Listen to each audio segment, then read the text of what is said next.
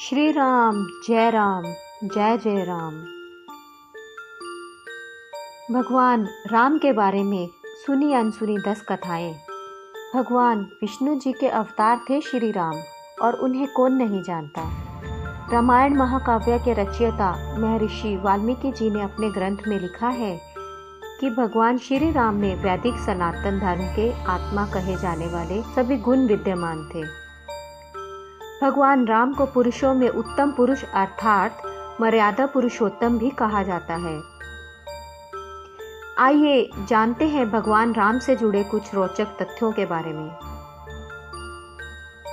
भगवान श्री राम का जीवन परिचय।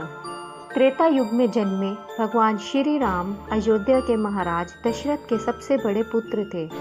लक्ष्मण, भरत, शत्रुघ्न तीनों राम के भाई थे। भगवान राम की मां का नाम कौशल्या था। वहीं सुमित्रा तथा कैकेयी के शेष पुत्र लक्ष्मण, भरत तथा शत्रुघ्न थे। भगवान राम का विवाह मिथिला नरेश राजा जनक की पुत्री सीता के साथ हुआ। लक्ष्मण की पत्नी उर्मिला, शत्रुघ्न की पत्नी ऋतुकृति और भरत की पत्नी मांडवी थी।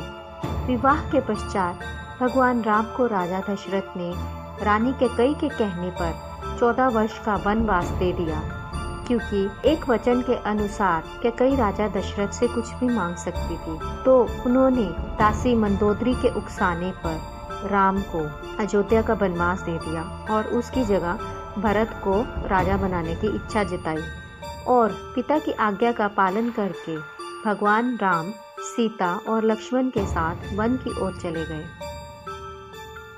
जानते हैं भगवान श्री राम का महत्व।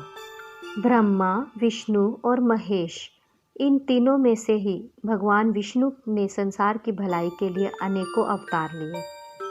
भगवान विष्णु द्वारा कुल 10 अवतार लिए गए हैं, जिसमें से भगवान राम 7वें अवतार माने जाते हैं।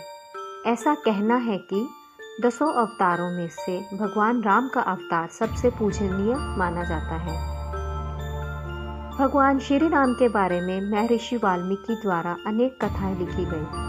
महर्षि के अलावा प्रसिद्ध महाकवि तुलसीदास ने भी श्री राम के महत्व को लोगों को समझाने का प्रयास किया। भगवान राम ने कई ऐसे महान कार्य किए जिसने हिंदू धर्म को एक गौरवमयी इतिहास प्रदान किया है। भगवान विष्णु ने राम बनकर असुरों का संहार करने के लिए पृथ्वी पर जन्म लिया।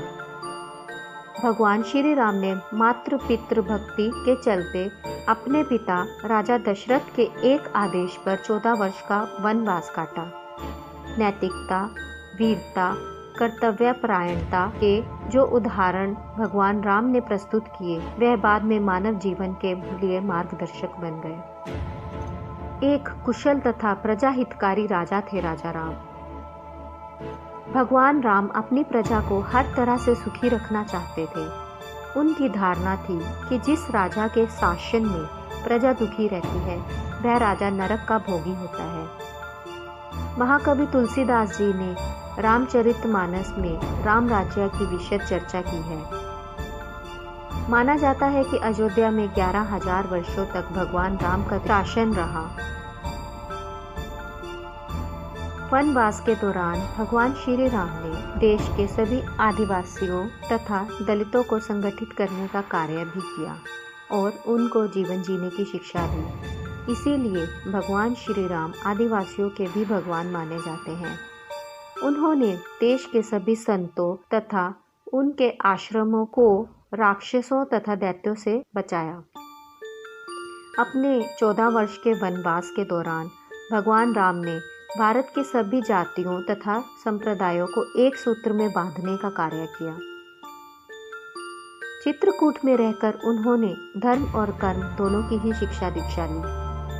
भगवान राम ने भारत भर में भ्रमण कर भारतीय आदिवासी जनजाति, पहाड़ी और समुद्री लोगों के बीच सत्य, प्रेम, मर्यादा और सेवा का संदेश फैलाया। और यही कारण है कि राम का जब रावण से युद्ध हुआ तो सभी तरह के अनार्य जातियों ने राम का साथ दिया। भगवान श्री राम की वापसी की बात करते हैं। भगवान श्री राम कहते हैं कि पृथ्वी लोक एक ऐसा लोक है जहाँ जो भी आता है उसे एक दिन लौटना ही होता है। ठीक इसी तरह श्री राम भी अपना मानवीय रूप त्याग कर अपने वास्तविक रूप विष्णु का रूप धारण कर वैकुंठ धाम की यात्रा करने चले गए। भगवान राम के बारे में सुने अनसुने 10 किस्से। 1. वनवास के समय भगवान राम 27 साल के थे। ये तो हम सब जानते हैं कि लव कुश राम और सीता के दोनों जुड़वा बेटे थे। 3. राम रावण युद्ध के समय इंद्र देवता ने भगवान श्री राम के लिए दिव्य रथ भेजा था। 4. भगवान श्री राम ने पृथ्वी पर 10,000 से भी अधिक वर्षों तक राज किया। 5. भगवान राम का जन्म चैत्र नवमी में हुआ था, जिसको भारतवर्ष में रामनवमी के रूप में भी मनाया जाता है। 6.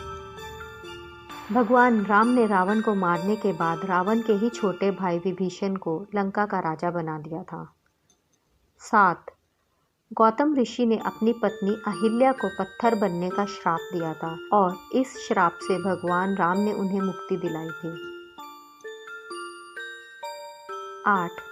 अरण्य नाम के एक राजा ने रावण को श्राप दिया था कि मेरे वंश के उत्पन्न युवक तेरी मृत्यु का कारण बनेगा, और भगवान राम इन्हीं के वंश में जन्मे थे। 9.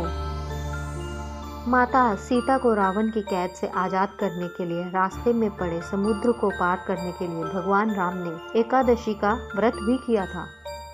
10. वनवास वापसी के बाद भगवान राम के अयोध्या वापसी की खुशी में अयोध्या वासियों ने दिए जलाए थे। तभी से हम हिंदुस्तानी दिवाली का त्यौहार मनाने लगे। बहुत सारी धर्म कथाओं के अनुसार भगवान श्री राम के बिना दुनिया भी कुछ नहीं है। उम्मीद है आपको ये जानकारी पसंद आई होगी। प्लीज़ लाइक एंड सब्सक्राइब करना मत भूलिएगा। शुक्रिया।